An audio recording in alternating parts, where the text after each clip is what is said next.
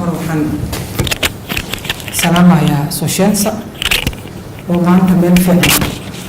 waxaan marayna laga socon karo maantay alxamdulillah shukr rabbil caalamiin raygan uu leeyahay civil society-ga walbaadiinka waxaan loogu horeeyaan aniga wax kale ma rabo inaan ka hadlo waxaan rabaa in kala sareynta sharciga maadaama meel badan soo qabtay waxaan u sheegaa waxay tahay marka horeyso sida aan hadda go'aan ku gaarin waxay tahay in garsoorka la dhameystiro cadaalad waxaan maleynaa haddaan cadaalad helin amniga aan ka hadlayno iyo dastuurka la xushmeynayo iyo maxaa tiraahdaa kala dambeyntii iyo wixii oo dib u dhacayaan waa in marka hore cadaalad hela muwaadin kasta Soomaali ah oo xor u yahay dib alla dibki soo gaaro iyo maxaa tiraahdaa gardarrada laga galo inuu meel u cabaado oo leeyahay taasaan u jeedna inay dhibaatooyin badan ka jirto dhinaca maxkamadaha iyadoo loo baahan yahay in maxkamadda dastuuriga la aado taasoo isleenahay waxay celinaysaa in awoodda iyo sharciga oo qofna ku tumanan qofna uusan dhamayn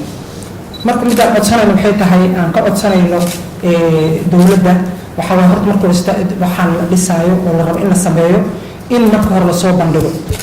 maxkamadda dastuuriga laga aadi karo waxyaalaha ka horeeyo oo ah adeeg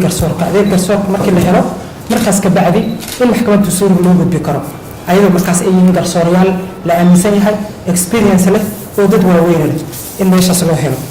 marka taan aniga wax badan rabo inaan sii badiyo ma rabo waxaan rabnaa civil society-ga maadaama aan u jeedno dhibaatada dhacayso maadaama aan u jeedno in maxaa tiraahdaa cadaalad darro 18 sano oo dowlad ama meel gaar aan qabno ama aan qabno maxaa tiraahdaa aysan ahayn dagaalka intuu soo bilaabay ka bacdi aan rajeynayna in horta la dedejiyo garsoorka in lagu noqdo garsoorka ummadda Soomaaliya ka cabaaday garsoorka lagu noqdo garsoorka waa in loo soo xulaa waxaan qabnaa jaamacado laga soo baxay waxaan qabnaa dad expertise waxaan qabnaa dad bannaanka ka yimid oo expert oo Soomaali ah qof kastana haddaan geedan la Soomaaliyeyn wax ay taraysan malaha waxaan rabaa in waxa faraha Soomaalidu soo noqoto warkayga intaas aan ku keenahay